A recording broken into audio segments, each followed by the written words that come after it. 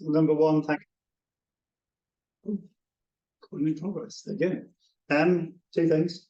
Number one, thank you for coming. I know you're all busy people, and it's always nice to see new faces.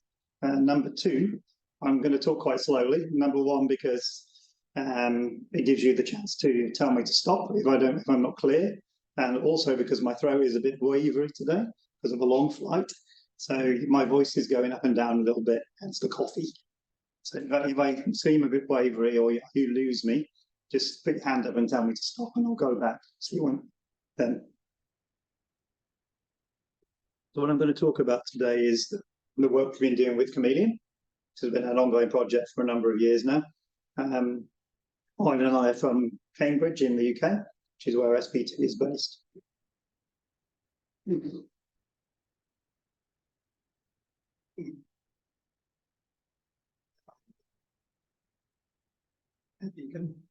So what am I going to talk about? Well, essentially, I'm going to talk about the challenges we face in sample preparation for OEM. Why are we here today? Why do we find it difficult? I'm going to talk about how we apply automation to make things easier for us. I'll then discuss a little bit. I'll then discuss a little bit about how we leverage control of the grid itself. So not just about instrument itself, but the grid. And talk a bit about some of the results, more recent results that have been produced on Chameleon. Then I'll give you an outline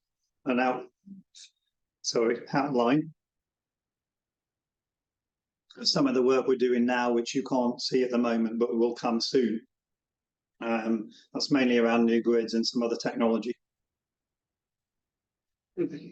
So generally, why do we need to do something different? Because most samples are not well behaved. So this is data from one of our clients, nanoimaging services. They get lots of proteins from people all over the world, and they try to do cryo-EM with it. And as you can see, there's a number of reasons why the samples don't work very well. Some of them are quite easy to fix. Some of them are very difficult. So most of the time, we're not very happy with our samples. Not so good. Very small amount of the time, we're very happy with them. They just work. Quite rare, but they do work. And typically when they don't work, we go through about 10-ish cycles of buffer exchanges, trying different things, different grids, different film types. So actually what we want to do here is we either want to succeed quicker or we want to fail quicker. Because if we fail quicker, we know we can get to the next cycle. And actually, there's a bit of a contradiction here. So what we really want is a high-resolution structure. But actually, what that's usually dependent on is actually getting the perfect ice thickness. And that's quite a trick, because you don't actually know what the perfect ice thickness is when you start. So it's always a trade-off between establishing the right particle density in the right ice thickness quite quickly. If your ice is too thick, then your resolution drops. And if it's too thin, the particles disappear, gone. So what we need really is some way of controlling the ice thickness so that we can tune the ice thickness to our sample. And most of us, in fact, all of us, will have used a standard device. A Vitrobot is what most people have. There's two of them here, at least two. Usually these come with a microscope, so they're around, they're everywhere. And these are fine. They work for most things. You glow the grids offline. You apply them in a Pelco. You apply the sample with a Gilson, typically 2-3 microliters by hand. They sit on the grid for a long time before you plunge them into the ethane in the bowl. And this in itself gives rise to a number of variables, things like blot time, buffer instability due to it sitting there for a long time on the grid, and also user skill. So every time you use it, there's a bit of fiddling around to get it right. And you have to get green fingers over a period of time. It's not something you know on day one. Obviously, the result of this then is this variability is you get what we call a scatter shot of the ice on the grid is generally a wedge almost. It's not flat. So you end up needing to screen quite a large number of grids to find something good. And reproducibility can be quite difficult. Of course, the more things you put in the microscope, the more money it's costing you generally. So this is kind of a standard blotting approach. And when we went to talk to Richard Henderson about this and what was good and what was bad, blotting was one of the main things which came up as a complaint. We don't like the blotting bit, it's too fiddly. We don't know what the right time is or the right force. It's one of the variables we're not too thrilled with. So how can we apply automation to change things and make things better? Well, actually, what we can do is a couple of different things here. We can apply automation to handle the grids, for example, which are quite delicate and quite fiddly to use with your tweezers. So that will remove any manual handling, bending, damage, things like that. That improves grid-to-grid consistency. So when you put them in the microscope, they're in better shape. And also what we wanted to do was provide some kind of estimate of whether will the ice be any good when it goes into the machine. Because at the minute we make our grids and then we just put them in blind. We don't know. With a Vitrobot, you're completely blind. And then there's also some other elements of this which are, more scientific. So those are manual handling at the top. Those are things we can address relatively easily. The things at the bottom are more sample-dependent behaviours.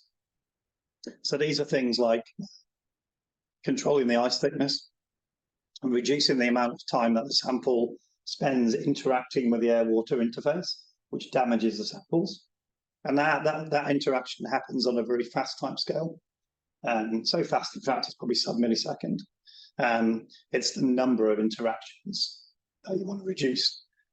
It's virtually impossible to stop it interacting at all. And also we want to have some record of how we've made that grid. So with a Vitrobot, again, you write it in the book. With the Chameleon, it records everything. Plunge speed, sample type, you type it all in, and you can produce a report at the end of it which says, here's everything I did with pictures and videos. So it's about recording what you do for the future. So when you come back to do it again in a week, 2 weeks, a month, it's all there. So it's just helping you do things in a better way, a more consistent way and a more defined way than doing it by hand. Okay? Everyone's nodding, that's good. Okay. So Chameleons consist basically of a few technologies combined. One of them is low volume dispensing because we want to apply a smaller volume of liquid to our grid. We don't want to apply microliters. We want to apply a few hundred nanoliters maximum. Actually, it's a picoliter dispenser. And also we want to check that it dispenses fine when we're doing that. The other end of that is we're unusual in that we control the grid itself. So we no longer do blotting. So the way we get away from that, the way we form the film, is we have these nanowires. So these are copper nanowires. We grow these on the bars of the grid. They look like a carpet. So when the liquid hits the bars effectively interrupt the surface tension and it flattens out. And this happens on a very fast time scale, so pretty much tens of milliseconds. So having that means that we no longer blot. So we spray the film, we spray the liquid onto the grid, the liquid flattens out into the bars and across the surface of the film. And at that point, we have a video and we can see the formation of the film and we plunge. And that allows us to go to plunge times are around 54 milliseconds if we want to. We don't have to go that fast. We can go 1 second. Just depends on the sample. And of course, each sample is different. Some samples are quite water-like, other ones are quite viscous. So we have to adjust the instrument to be able to cope with that. So membrane proteins, for example, have detergents in, so they wick quite quickly. And what this actually allows us to do on many occasions is to start to look at the effects of going fast on the air-water interface. So if you have a protein, typically people come to us and they say, my protein is very preferred orientation. So if I'm the protein, all they can see is my bald head or the bottom of my feet. That's it. They can't see this bit at all. So on a Chameleon, sometimes what you see is if you go quite quickly, you'll see my arms, you'll see the side of me. So you get a much more rounded map of what port looks like than you just would on a Vitrobot. So it's not uncommon for people to use both Vitrobot and Chameleon combined as well. So in some of the success stories we've seen, what they've done is they've taken the head and the feet from Vitrobot, and then they've taken the side views of my arms and my jacket from Chameleon, and they've made a picture for their prototype. So there's more than one way to solve the problem. You don't have to rely purely on one or the other. So the two are quite complementary in many cases. And what we're actually doing here is we've quite a simplified way. When you first see it, it looks like it's quite complicated, but it's actually very simple. So we have two robots. One is for controlling the dispenser, so the protein sample takes care of that. The other one moves the grids around. Yeah. So all you have to do is put the grids in the instrument and put the sample in the instrument, and then everything else will be done for you, as you will see. More coffee. So this bit here is just showing the standard workflow of the machine. So this is something you do at the start. It takes about roughly about half an hour on average. And then we have a freezing session where you go around the loop. I'm going to make 4 grids, 8 grids. We can do that quite quickly. So typically that's about the same amount of time, again, about 25 minutes. And then the end bit is mainly automated. And that's just cleaning the system up, preparing it for the next user. So by the end of all that, it's ready to go again. So roughly about just over an hour to do, say, 8 grids. And of course, those 8 grids, you know what each of them is going to be like. It's not 8 blind grids, it's 8 grids I have a video of. I can kind of guess which ones are going to be good. I maybe choose 4 for my microscope session.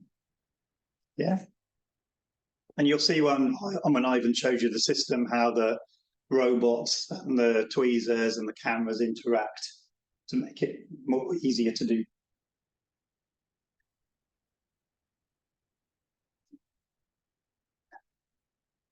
So this is a video of how the system works, I think. Is it going to run? Yep. So I'll try and talk through this fairly quickly. It's an animation.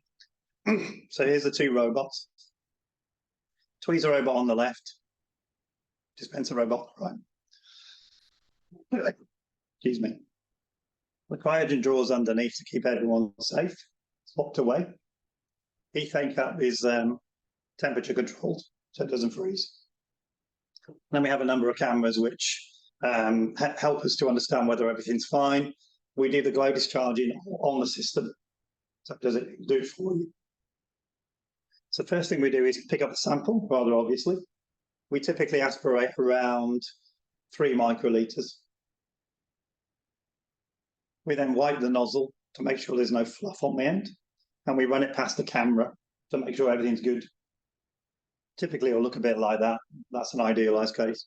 We then rotate the dispenser around into a humidity shroud to keep it happy.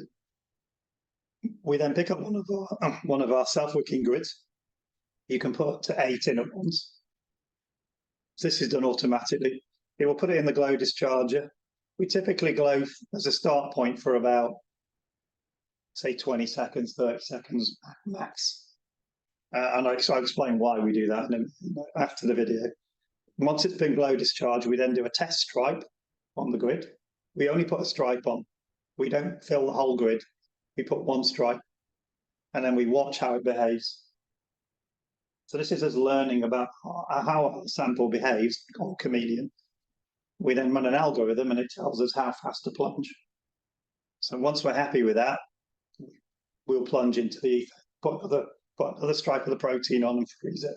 It will then give you a video, and you can decide, do I want this grid or do I want to put it in the bin? Is it too thick? Bin. And then we'll put it into an auto-loader button. Yeah. So these grids are not clipped. We do not pre-clip grids. They're a bit fragile for that. I know there are other systems where people do that. We choose not to.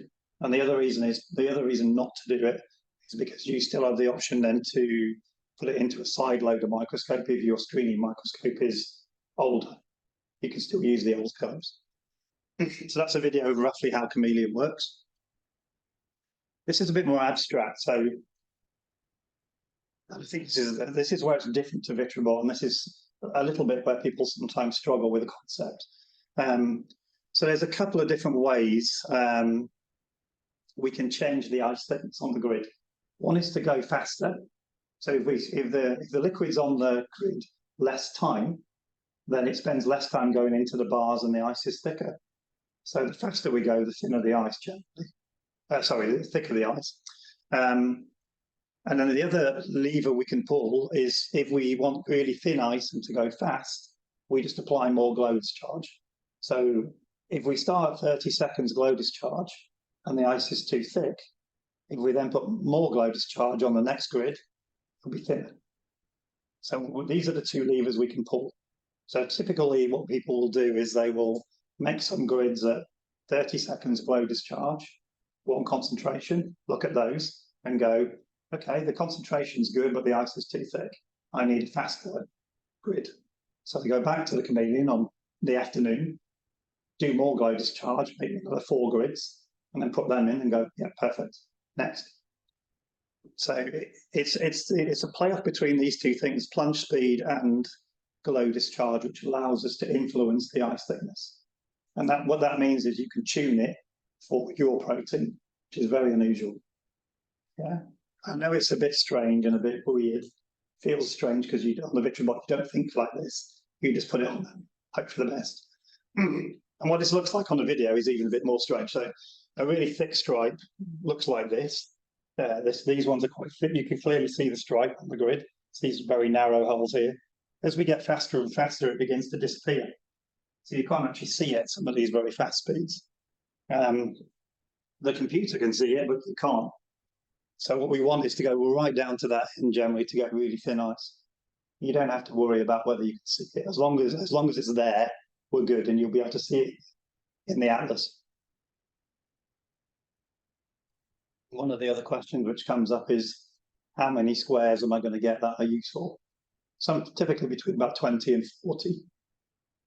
And that doesn't sound like a lot maybe, but with Chameleon, the films are the holes are densely packed. So even though it sounds like less squares, the number of holes is quite high. There's over 550 holes per square roughly. So there's a lot. So whilst you're maybe losing squares, you're not losing real estate. And there's plenty of people who've done structures off of one grid. The other elephant in the room often with this is sample concentration.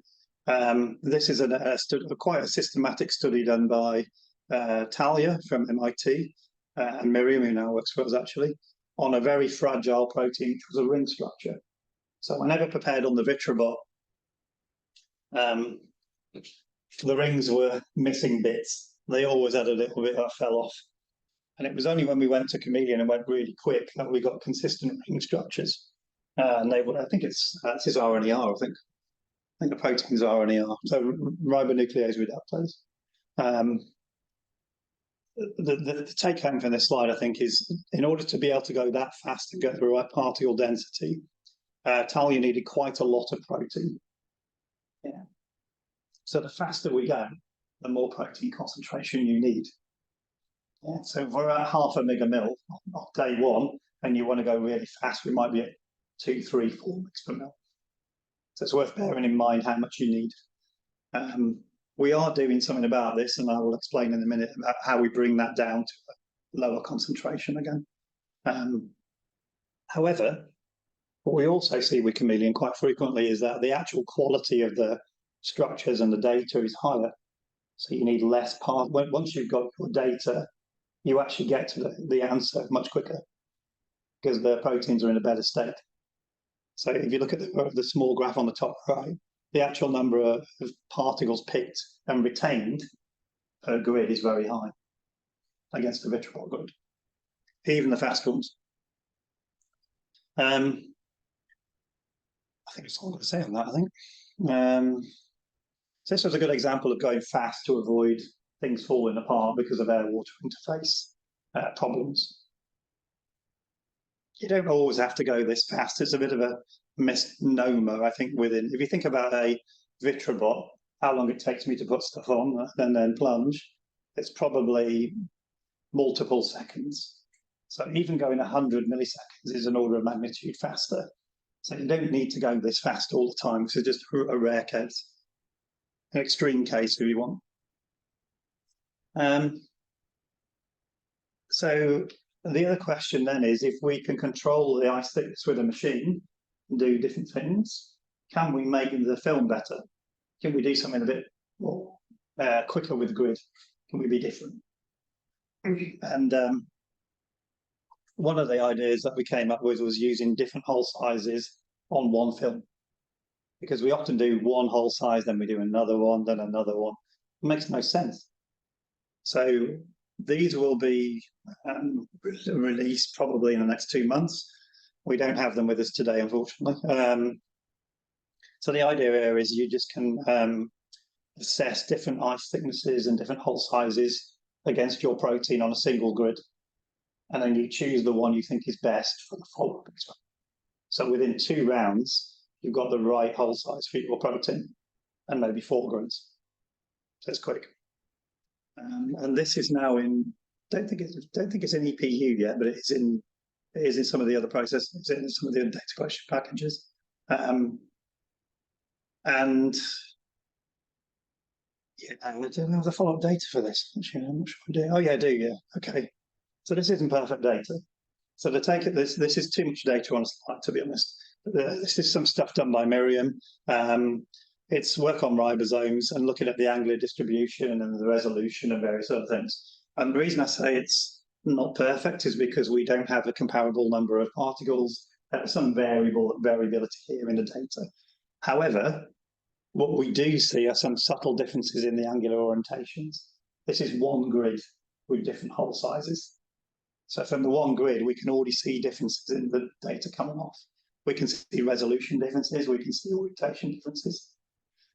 So this gives us a steer on which way we need to go. Like I said, they're not perfectly comparable, but it gives you an indication of what's achievable. Well, the other thing we've been doing, because sometimes concentration can be challenging, is to look at graphene grids. So what we've done is put a graphene oxide layer on the back of a Chameleon grid, and then looked at the effect on both concentration and angular distribution again. Can we generate even more different things? And the answer is yes, we can. So doing this actually lowers the concentration we require on the Chameleon roughly 2-fold. But it also gives us, again, different orientations and different resolutions. So it gives us another lever to pull, another thing to look at. And what we've actually discovered is we can actually ship these grids around. They're quite stable, which is quite surprising. We aren't supplying them as a product yet, but it should be possible. I think there's a bit of a misconception that graphene is a bit fragile. It can't be moved around. It can. Okay, you have to be quite careful with it being clean, but generally it's tougher than you think. Excuse me. So what else can we get? So this is very provisional. This is results we did for this, quite old now, I think. This is on Pol Zeta. It was part of a webinar we did with Drug Discovery World, I think probably must be 6 months plus ago now. Again, so the maps these people were getting were quite poor.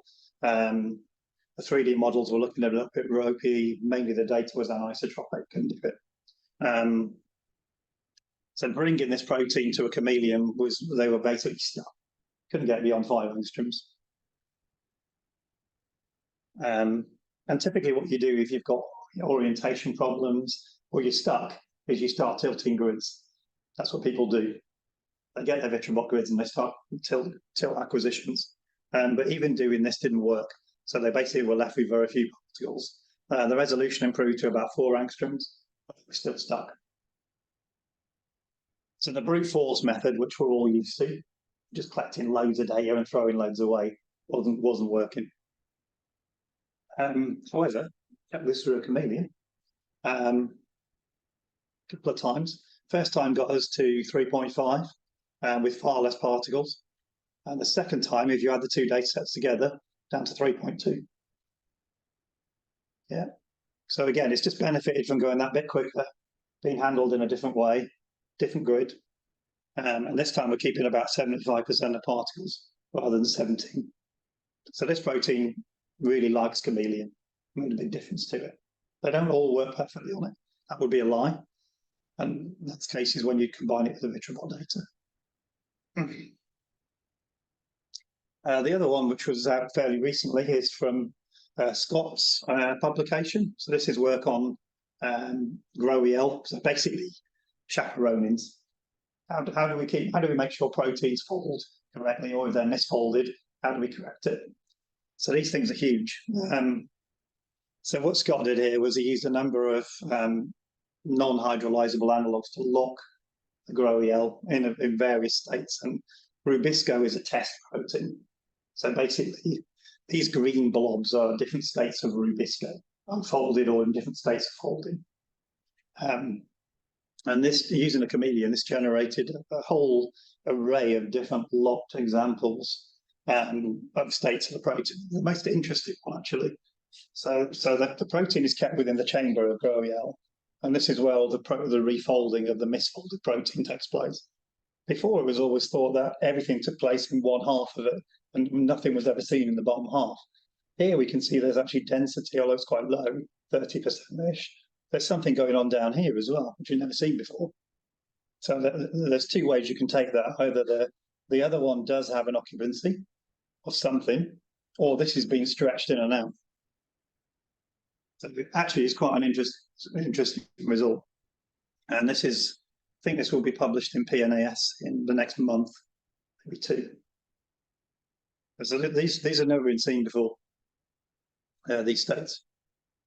And the other one was earlier in the year, we had a group in Aarhus, up in the Netherlands.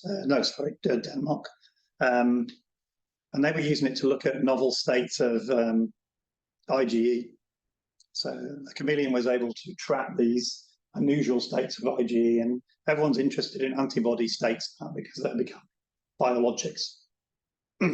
So we need to understand more about how the loads of antibodies behave, how they position themselves, and what determines how they look.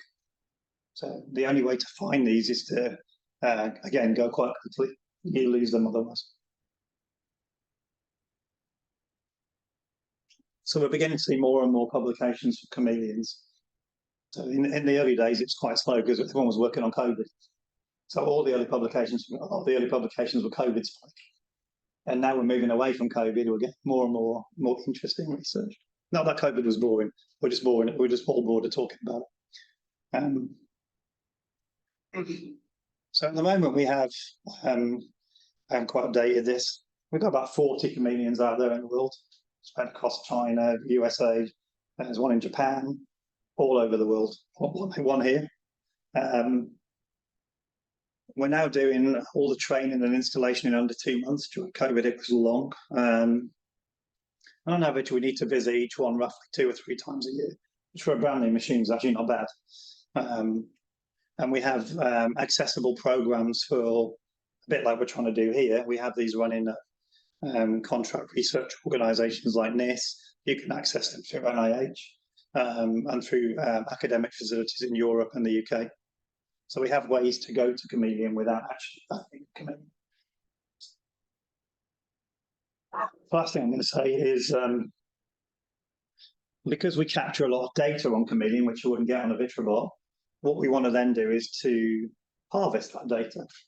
What can we learn from the way we make grids?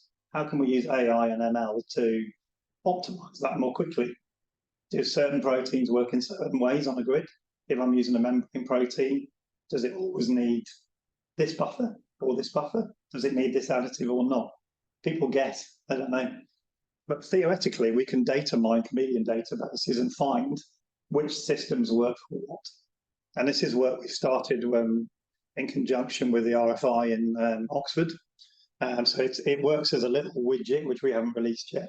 So you can basically mine your own database and look for themes across the dispensing categories you have. So what we can do as a company is we can, if people allow us to, we can look at all the databases and then mine those. And what that should allow us to do in the fullness of time is to make the Chameleon realize what you're doing and then adjust accordingly without you having to do it. And that's a bit of a pie in the sky statement. Well, it won't be tomorrow. It needs time and it needs data. It's very easy to talk about AI and machine learning without realizing how much data you need to make it work. But in theory, we started this work on understanding the influence of buffer type, pH, all this stuff on how you freeze your grids, how they behave. Yeah. So it gives us a step forward to being better and actually uses real world data.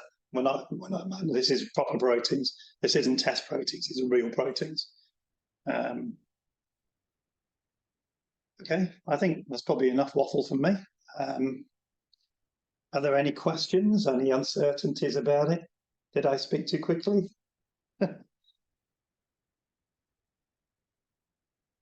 Why? No. Everyone wants lunch.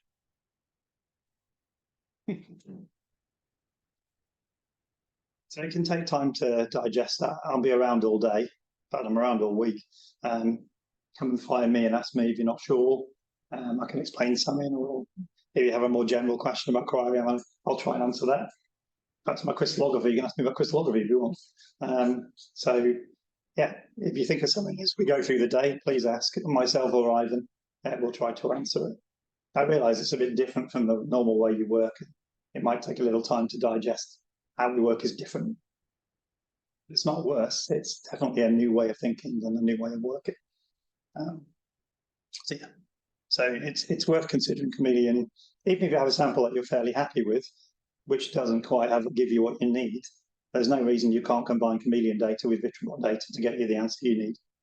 So yeah, it can be quicker to do it that way than just keep thrashing the VitraBot. So I would encourage you to, even if you just come with a sample and try it here, that's fine. Give it a go.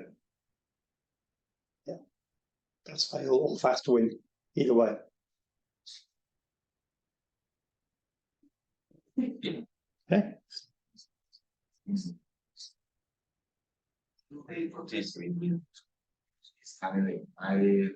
As I think that does not only there is that maybe small volume versus the VitraBot, but the important thing is that concentration of protein. How protein concentration is needed for discovery? So typically we start around double the concentration of a VitraBot. Obviously now we're using the graphene grids, it can be a bit less, but generally as a rule we start at double.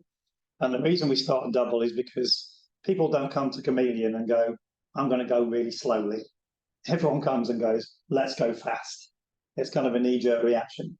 And as I said, the faster you go, the more protein you need to seek to maintain the particle density, which leads to the question is why? And actually, we don't really know. So we have some ideas. We've done some work with Leeds in the UK around why we get less particle density per. I guess the answer here is what we see on a Chameleon grid is closer to the real biochemistry calculated concentration. Whereas if you blot, what you're actually doing is concentrating a protein during blotting, which can have negative effects of in itself. So we don't get a concentration effect of the blotting. So often when you come to Chameleon with, let's say, arbitrarily a 1 megamil sample, what you see in terms of particle density will be less than it will be on a VitraBot at 1 megamil.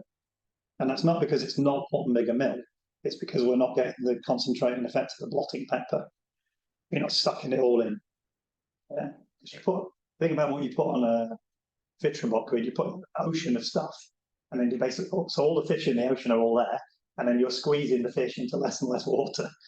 Whereas on a Chameleon, we're spraying, and then we're freezing very quickly. The fish don't have anywhere to go, so we're just freezing them straight. So that's why there's a difference. Yeah. And so, could you let us know the minimum volume for the reservoir? To put in, typically 5 microliters. Yeah. Some people put more in, about 7. Depends on the protein type, but yeah, generally 5. And we aspirate around 3. That's actually enough for about 200 grids. So you could actually make hundreds of grids with that. We don't. And the reason it has to be that high is, the reason we need so much is actually dispenser technology. So because it's a piezoelectric dispenser, you have to fill a capillary tube, which you then use to generate the droplets. So we can't go lower than 5 microliters is about right. So yes, you're putting a similar amount into what you would need for a Vitrobot grid. So with 1 grid, say 5 microliters on a Vitrobot, you might make 2 grids. On a Chameleon, you could make 200. You'd never do that, but you could in principle do it. Yeah.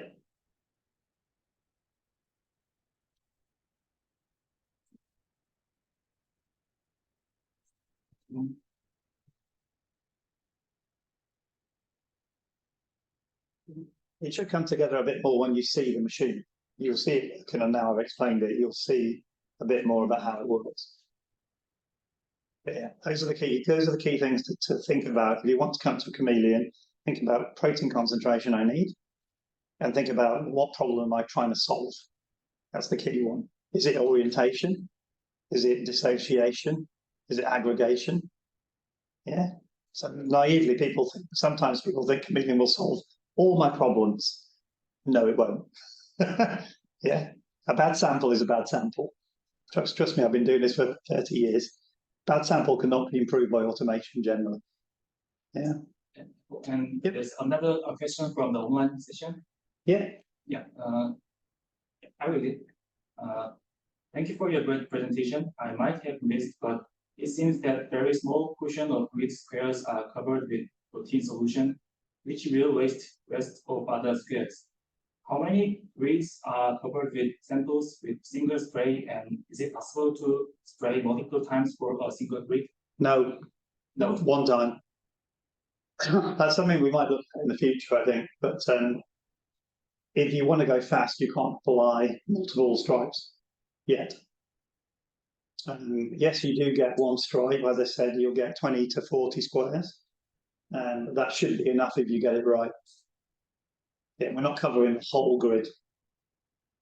That's not where we're going. The good news about that is it makes it quicker to go through and screw your grids, because you've literally got 1 stripe and you can see it on the app straight away, so you know where everything is. So you can just work your way down the stripe quite quickly. Whereas before, you're going looking over here, look, you go around the whole grid, skirting around looking for a good bit. Whereas in ours, there it is. Start at the top, go down. So it's quicker to screen Chameleon grids than it is for Vitrobot grids. Yeah. Thank you. Yeah, pleasure.